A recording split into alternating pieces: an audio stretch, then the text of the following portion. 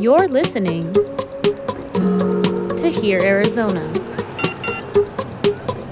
addressing issues, empowering our community.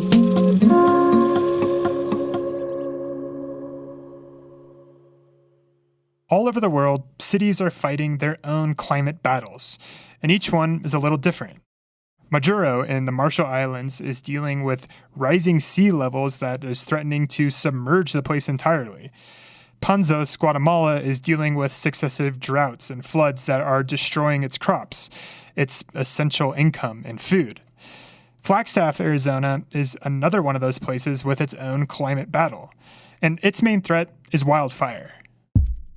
All these communities are trying to avoid the day when their place becomes so inhospitable that people there have no choice but to move away. And some places are already losing this battle.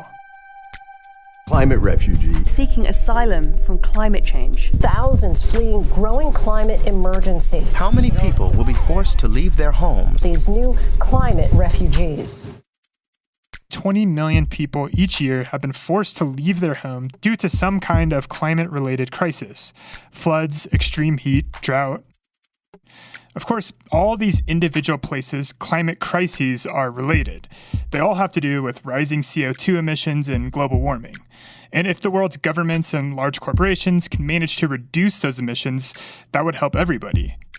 But there's a lot these communities can do and are doing to help themselves.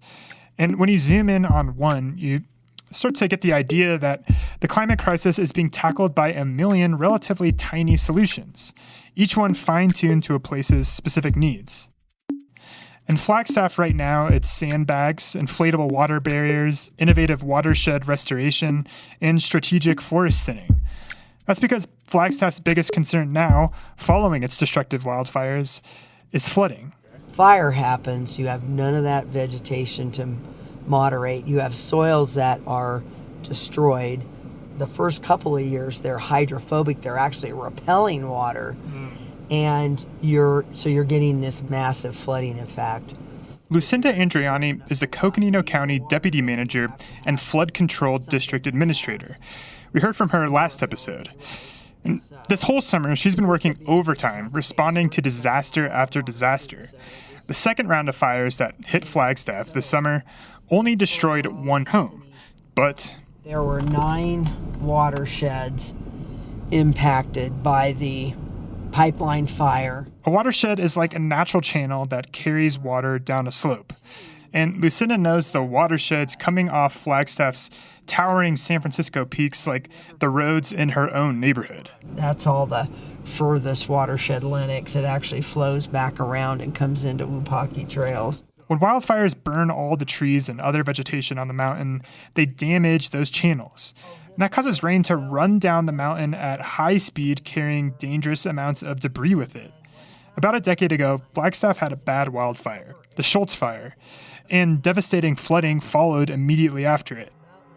Lucinda worked for the county back then, and that experience stuck with her. We lost a 12-year-old child. So there was a family up here that lived further north of here. The father and the 2 daughters ran out to see the flooding, and a wave of water came down, and one of the girls got swept in, and the other sister jumped in to save her, got her out of the water, but got swept away and was killed, was drowned. And it was just probably, I'll say, one of the worst days of my life. I had to write the press release to announce that this had happened, and obviously the family was devastated. An analysis of the recent fires shows it damaged the watersheds in some places even more severely than the Schultz Fire did. So now they're preparing for the worst. And the flooding is almost certain to be more destructive than the fires we talked about last episode. The flooding that followed the Schultz Fire in 2010 was more than 10 times more costly than the fires that preceded it. We ended up ultimately out here with nearly 2 million sandbags, and we ended up with 6.5 miles of barrier to try to mitigate this area. And it was a Herculean effort. You know, we ultimately spent $40 to $50 million. It's the worst disaster the county's ever sustained. This summer has been another Herculean effort. More millions of dollars, hundreds of thousands of sandbags, but a lot of questions remain. How bad will the damage be this time? How much more disaster can this area afford to absorb? Is there enough time and resources to help the community and the forest recover before more fire and flooding come back and threaten to wipe out the town? In this episode, we'll go to Flagstaff to see some of that area's most promising and most surprising solutions to fire and flooding.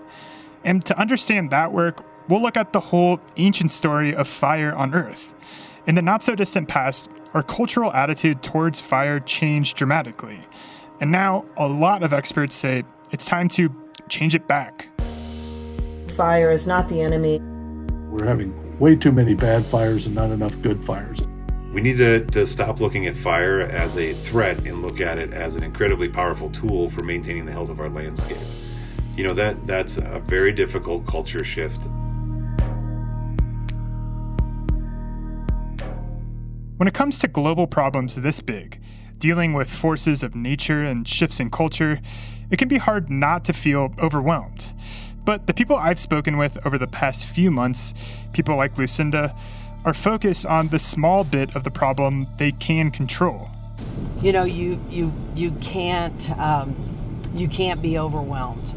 You have to stay really focused on what we can accomplish, be it forest restoration or flood mitigation. You've just got to stay really focused on achieving whatever positive impacts you can. And forest restoration is the only way we're going to get out of this continuous process of having to fight these flood fights, right?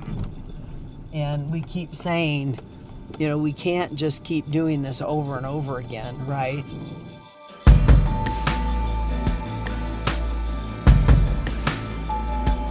From here, Arizona, this is InHospitable. I'm Anthony Wallace.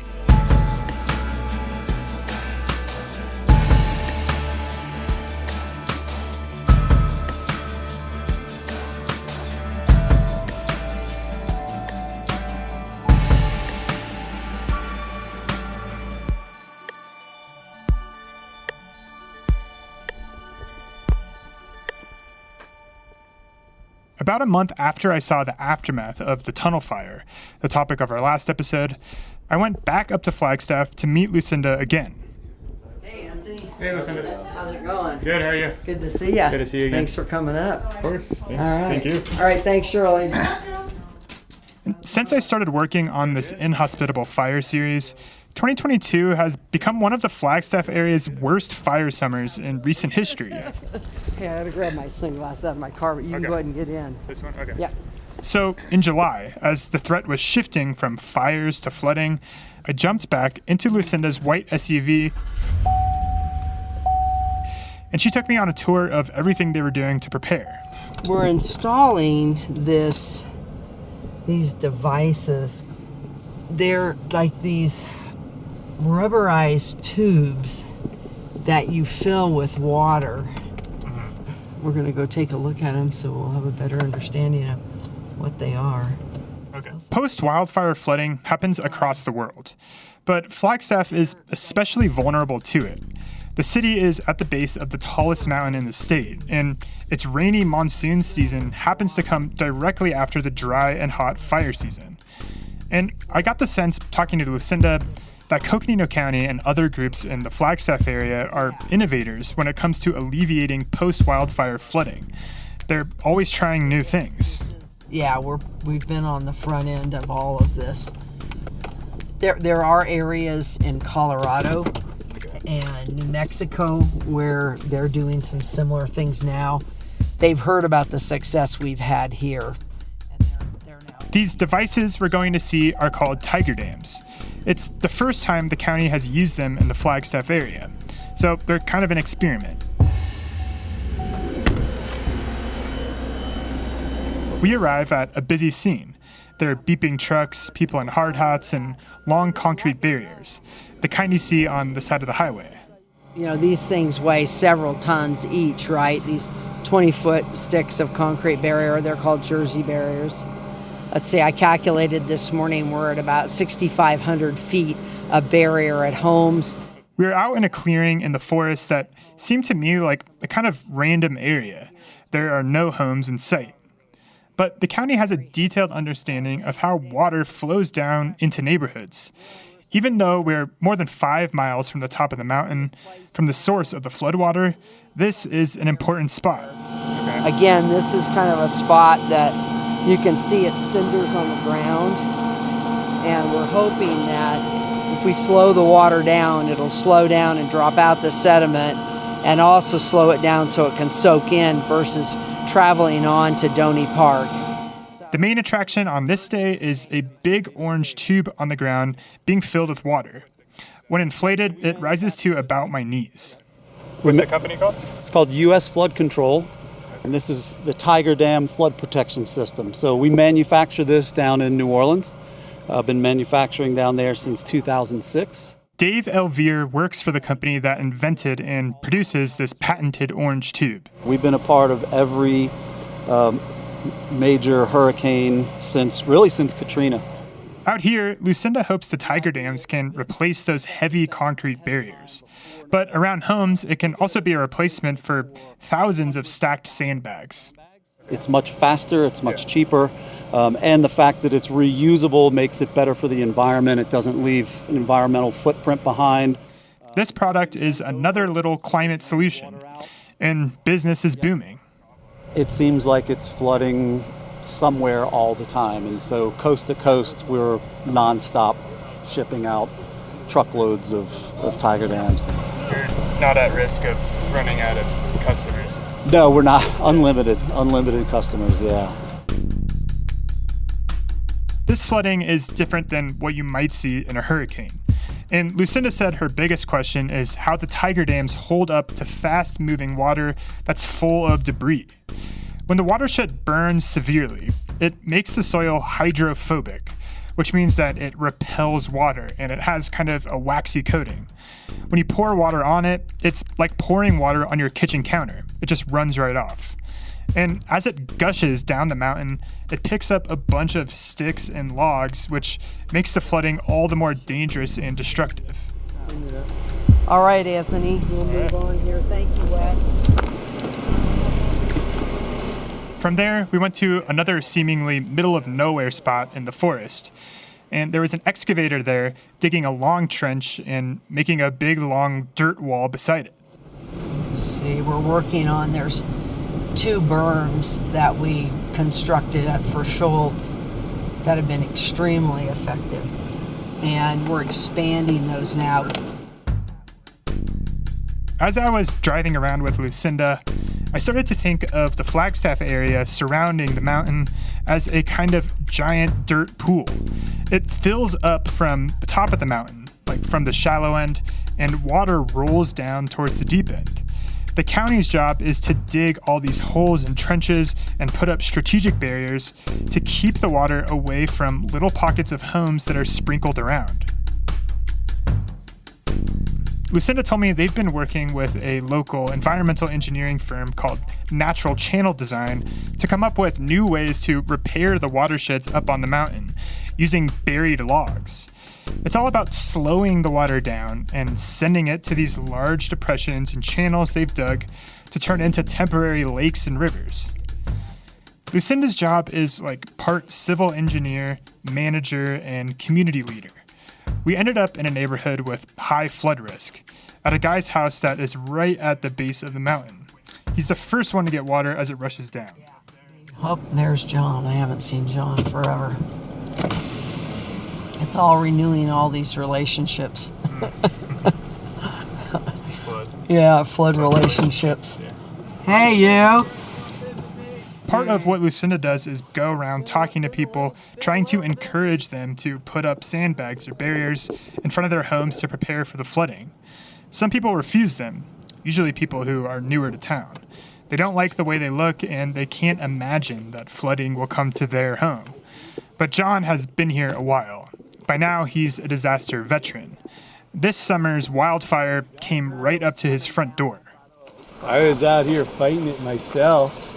Yeah, I like to think I saved my house and I stayed behind with a hose. I felt kind of silly, 60-foot wall of flame coming at me there, But he knows the fire isn't the worst of it. And now temporary barriers surround his property. What I tried to tell people last time after the fire was the flood was worse. Yeah, in 2010, actually, after the Schultz fire, I got flooded 16 times. Yep. And then in 2011, I got flooded 14 times. But after that, the monsoon calmed down and gave us a break. But I think it's back with a vengeance. We're going to find out. Yeah, we'll find out. But you feel pretty confident? We'll find out. No, I have actually no confidence whatsoever. But all I can do is, that's right. I have hope. I'm hoping for the best, and I'm prepared for the worst. And really, that's where you have to be. Lucinda took me to a facility with giant piles of sand and a bunch of tents where small teams of around 10 people were busy filling up and sealing white sandbags. So are there people that are just filling all day, basically? Yep. There were young people from groups like Conservation Corps and Ancestral Lands, and there were inmates from the Department of Corrections. Here's the Department of Corrections crews. These people are like amazing. They are just like amazing. They produce a whole lot of bags. Altogether, Lucinda said they can fill about 10,000 bags a day. And all over town, people use these sandbags to build short walls outside their homes. When we talked, Lucinda said they'd made about 200,000. That's 25% of their goal of 800,000. This is that Herculean effort she was talking about. Keep up the great work. Thank you. Really appreciate what all you guys are doing, boy. Great work. We appreciate the support. That maybe, let's see. Keep going here. Lucinda and I kept driving, and eventually we reached a viewpoint where you could see the whole eastern side of the mountain where the fires had burned earlier in the summer. And I actually knew this view really well. I went to college in Flagstaff, and I used to drive out to this area to get away from town and hike.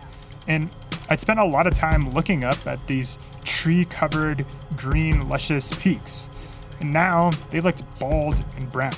This is a great view of the burn here. So, yeah, you can see kind of the fresher burned is that darker area there.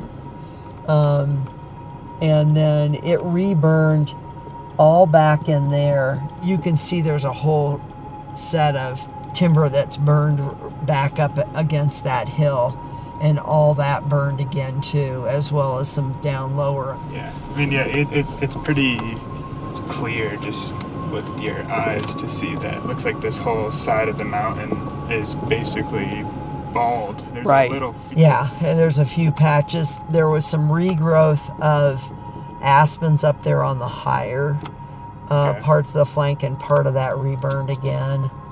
Yeah, because I've heard people, some forest experts talk about how if it burns enough times, it just might never come back. The trees might never come back.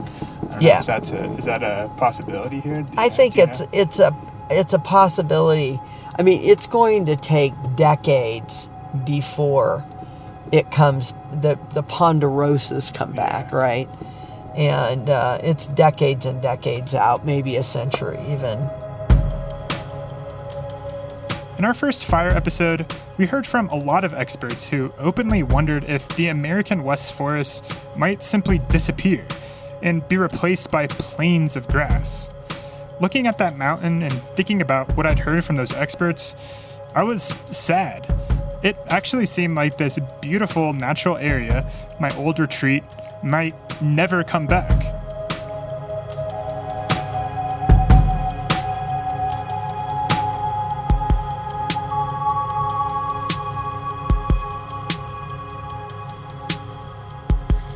Hey Andrew, this is Anthony, reporter from KJZZ. I just parked outside. Okay, I'm on the way down. I'll be coming in that door by the wheelchair. Okay. I wanted to know how likely this terrible outcome was and what we could do to prevent it. So I went over to the Ecological Research Institute at Northern Arizona University. They provide a lot of the science behind the flood mitigation work I was seeing with Lucinda. Yeah. Hello. Melanie, I'm Anthony. nice to meet you. Yeah. So we could just... We can sit inside. I sat down in an office with Andrew Sanchez-Metter, a forestry professor and the Institute's executive director, and Melanie Colavito, their director of policy and communications. I wonder what you see as the prospects for the future of that area.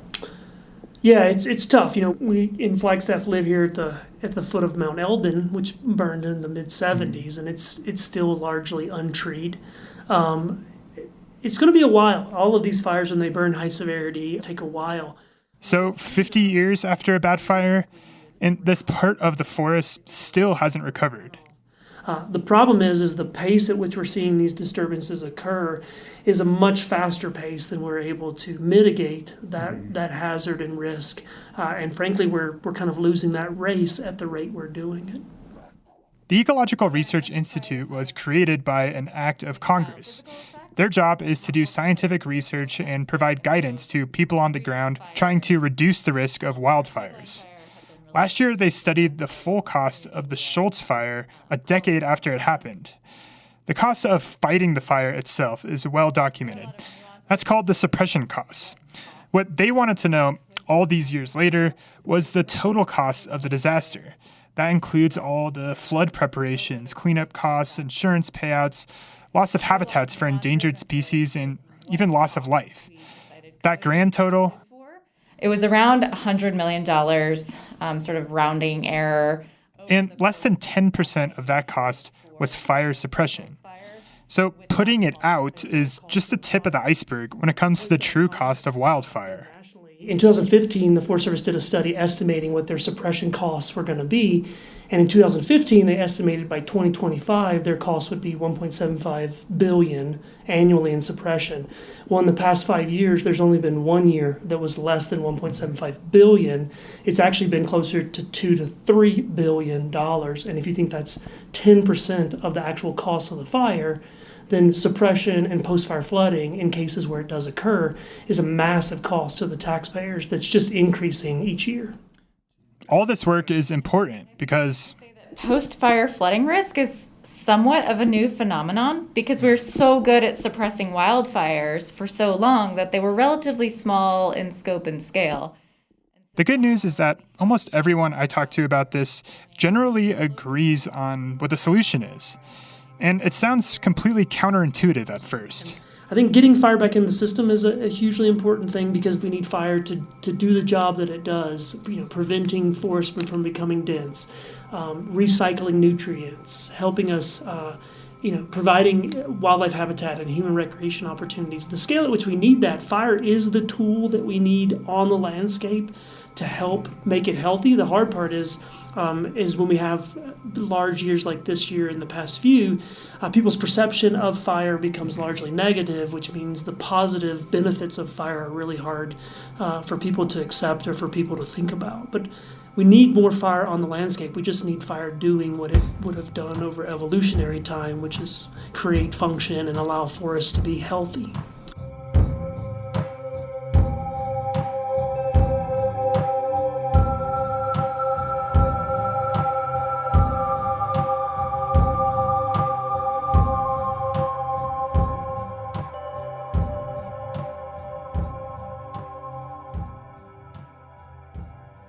And yet fire has been on Earth as long as terrestrial vegetation.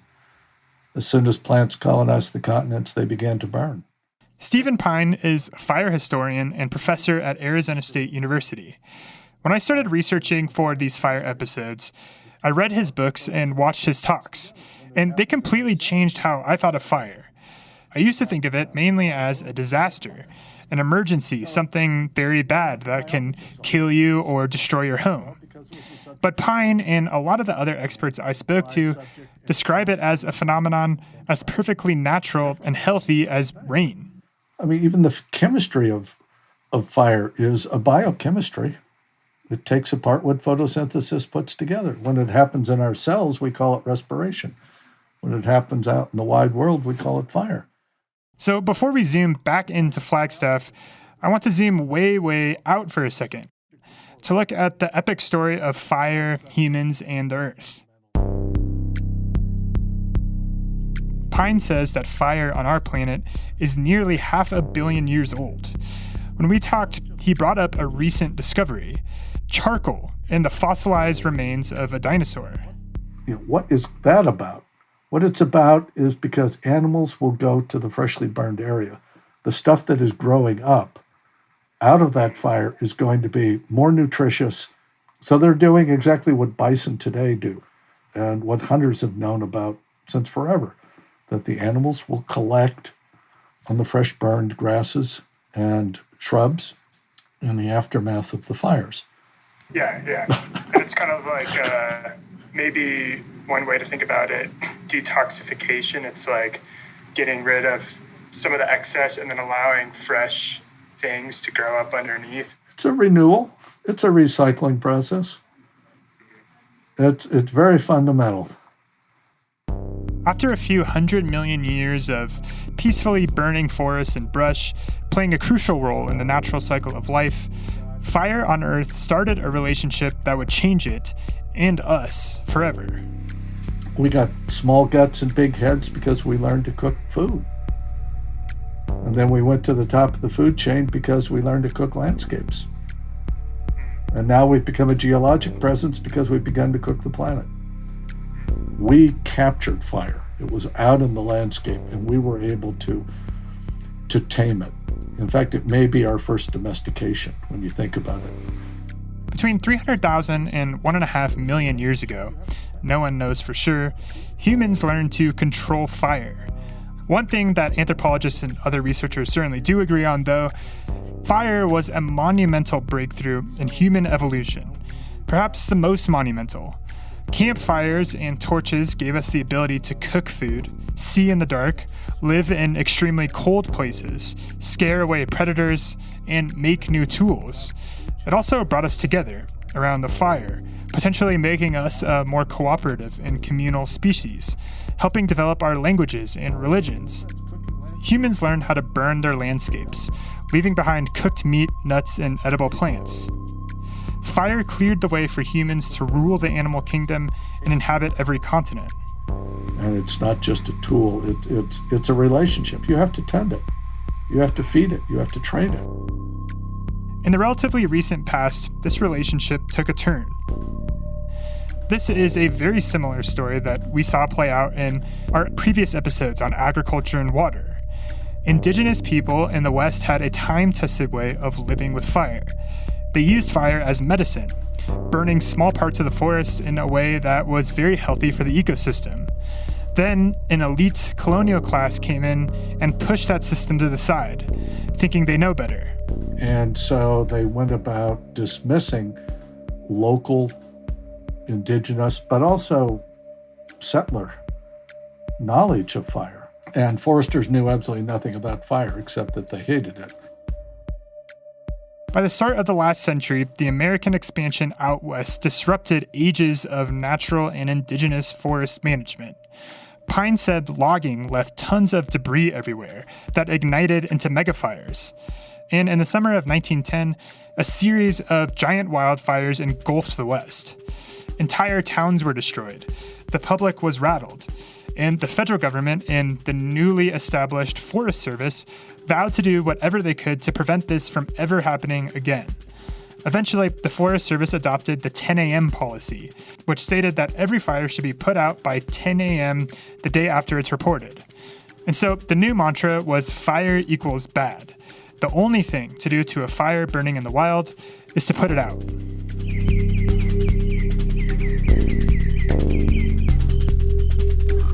This was the era of fire suppression, of Smokey the Bear.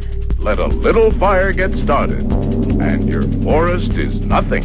Nothing for anybody. You have so many reasons to protect your forests. Remember, only you can prevent forest fires. And by now, we're actually extremely good at putting fires out. All our helicopters and firefighting planes and hotshot crews successfully contain 98% of wildfires. The problem is that 150 years of putting out every fire has allowed lots of new trees to grow, which has made the forest much thicker than it used to be.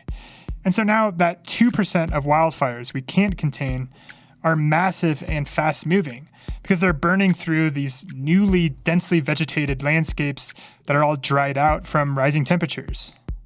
And so turning that fire process off for just about 100 years has now completely transitioned the structure of our forest that has been here for over 10,000 years. Neil Chapman is the Flagstaff Fire Department's Forest Health Supervisor. Chapman said that tree ring analysis has shown that old trees, pre-fire suppression era trees, saw fire every 2 to 10 years. Fire was coming through all the time. So now, without that fire every couple years, areas are 10 times more dense than they were historically. And we've got some really amazing before and after photos that document this change. There are a bunch of good side-by-side photos of forests across the U.S., with one photo taken recently and the other around a century ago, pre-fire suppression.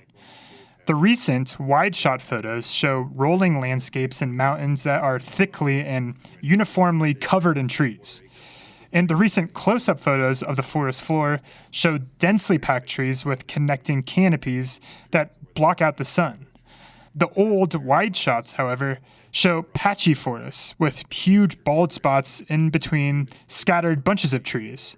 The old close-ups show lots of space in between individual trees, enough to drive a big car through. Removing fire, like removing rain, makes a forest unhealthy. Chapman said the unnaturally bunched up trees we have in today's forests are struggling to compete for limited nutrients. They're more prone to bug infestations. But there are rare patches of forests, a lot of them in extremely remote parts of Arizona, that were left alone. No logging, no fire suppression. And you know, it's amazing when you get into some of those spots and you start seeing every tree around you kind of has this old bark to it. They have this old structure. I think there's ecological benefits of prescribed fire that we will probably likely never even know, just because it's such a complex system. Smoke blowing across the bark of a tree stimulates different chemical processes. The heat of the fire on the ground stimulates different nutrient processes. So it's really, you know, the beauty of sort of the unknown effects that, you know, we discover in nature all the time. A lot of the history we've looked at in this series has shown a similar story. For a while, the mainstream Western world has had the idea that it can control nature with technology. It can industrialize food production and replace every crop with corn or grass for cow food. It can drill wells into the aquifer, deeper and deeper, and have water forever. It can just eliminate fire entirely and not have to deal with it. But after a while, a bunch of unforeseen consequences crop up because nature is too complex to understand completely. And the better path starts to look like working with nature, not against it. We've had people in this landscape for over 20,000 years in the Southwest. You know, they learned to live with fire just fine for quite a while. We need to get back to that.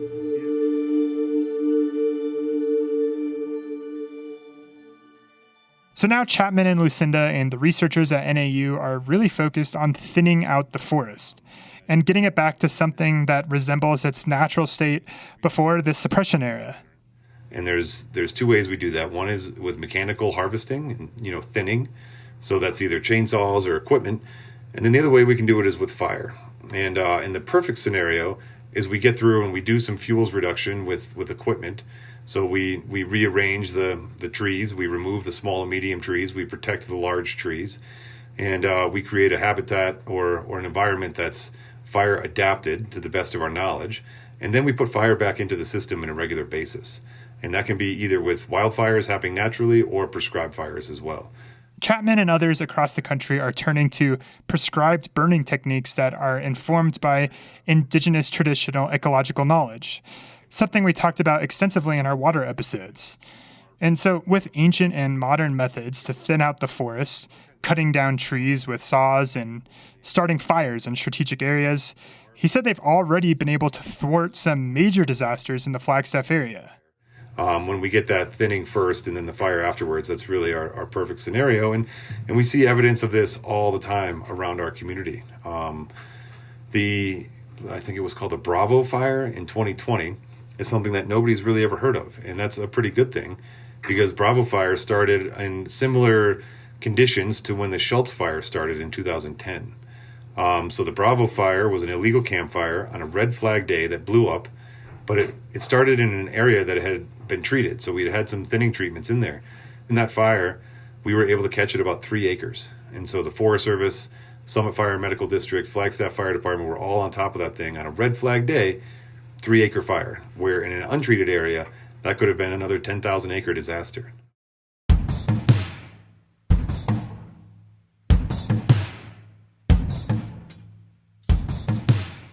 Lightning is going to strike and illegal campfires are going to get out of control on hot and dry summer days.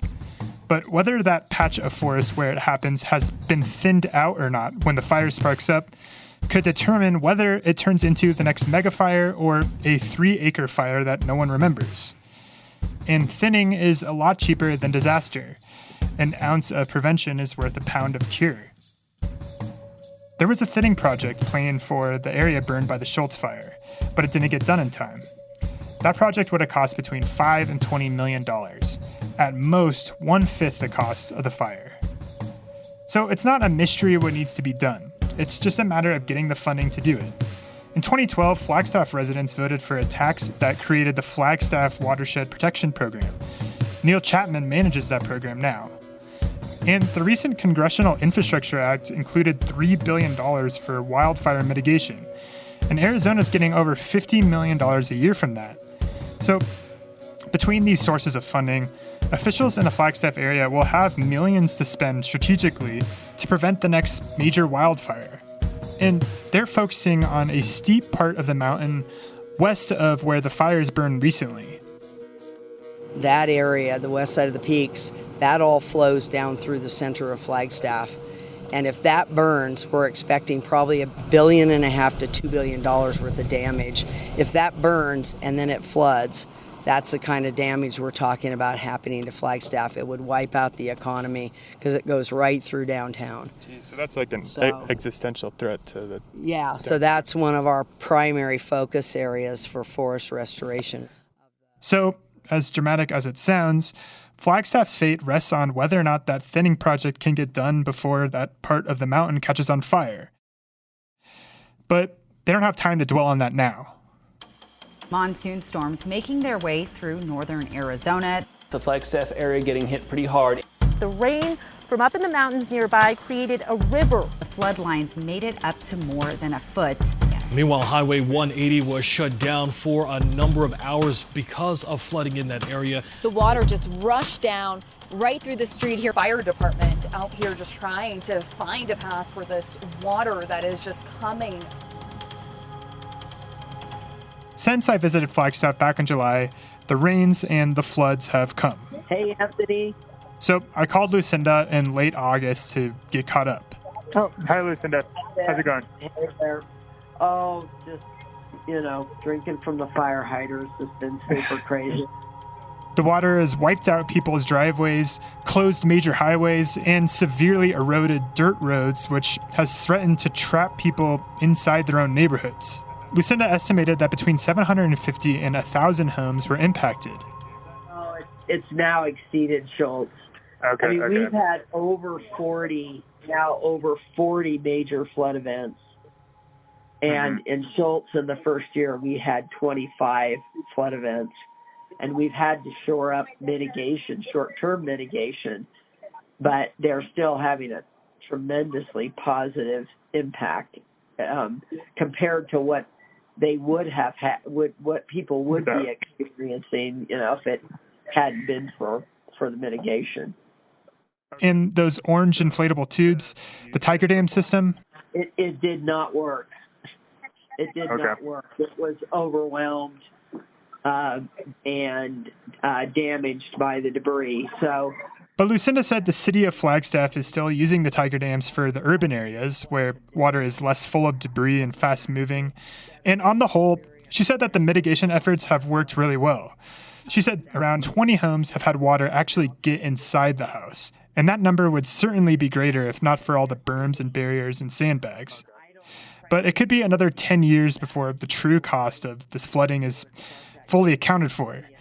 Now the county is seeking around $130 million in federal funds to restore watersheds and dig more channels to prevent catastrophic flooding in the coming summers. That's a price tag that the county and the city just simply cannot afford on their own. So you need the federal help to do the long-term mitigation. Do you feel optimistic that you will get that funding? I'm always optimistic. I mean, you can't be in a disaster and not be optimistic that you're not going to be able to bring relief to the suffering. You have to always believe that you're going to fight for the right thing. You're going to ask for the right thing. You're going to ask for what you need to relieve the suffering. And then you do the best with whatever you get. We will have the most impact with whatever funding we get.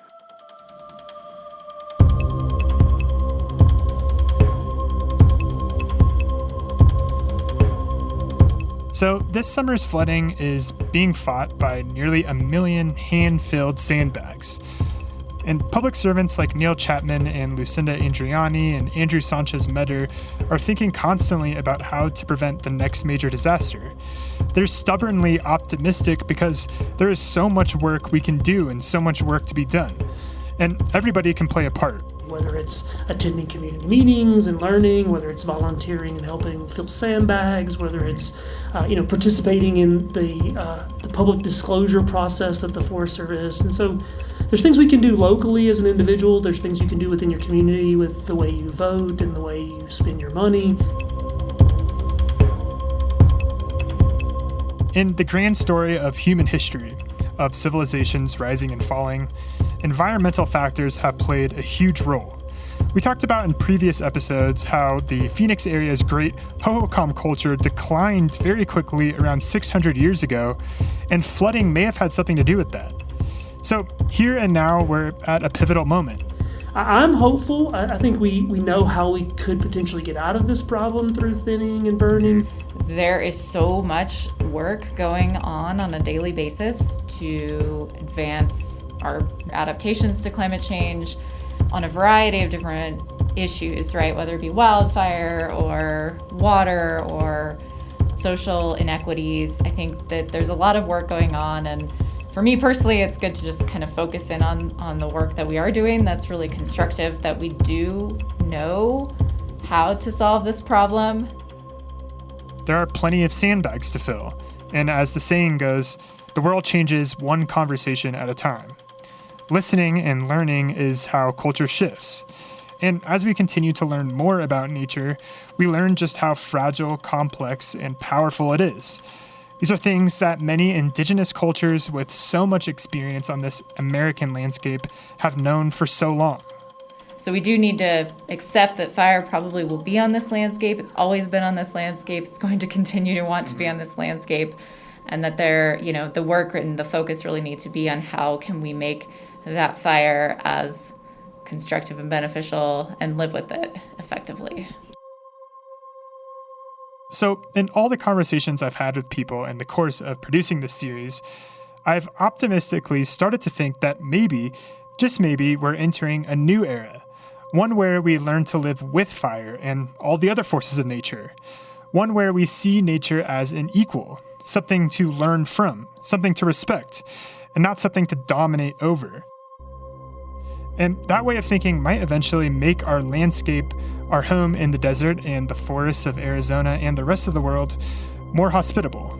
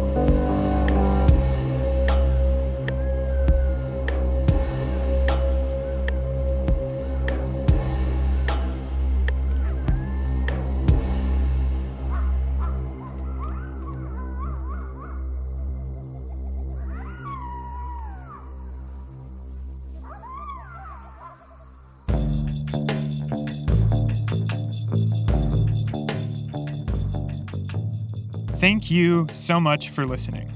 And to be sure you don't miss our future episodes, subscribe to this podcast wherever you listen. If this episode sparked your curiosity or inspired you to take action yourself, you can find more information on the organizations we profiled and the issues they face on our website, herearizona.org. That's HEAR Arizona. There, you can also find our other podcast series on the most pressing challenges our state faces, like homelessness, aging, and funding for the arts. One of the best ways to support our community-based solutions journalism is to tell your friends about it. They can search for Here Arizona on their favorite podcast listening app, Apple Podcasts, Stitcher, NPR One, Spotify. And since we're all about empowering our community, we want you to be a part of the conversation. Follow Here Arizona on Facebook, Twitter, or Instagram. Special thanks to Lucinda Andriani, the Ecological Restoration Institute, Neil Chapman, for their help with this episode. This series is in part supported by Intel, committed to creating a more responsible, inclusive, and sustainable future for Arizona. Intel.com/Arizona. This podcast series is made possible by grants from the Nina May Symposium Charitable Trust and the Arizona Community Foundation. Here Arizona is a production of the Division of Public Service at Rio Salado College, which includes Sun Sounds, Spot 127, KBOC, and KJZZ. This episode was reported, written, scored, and hosted by me, Anthony Wallace. It was edited by KJZZ's Carrie Fair Snyder. Linda Pastore is our executive producer.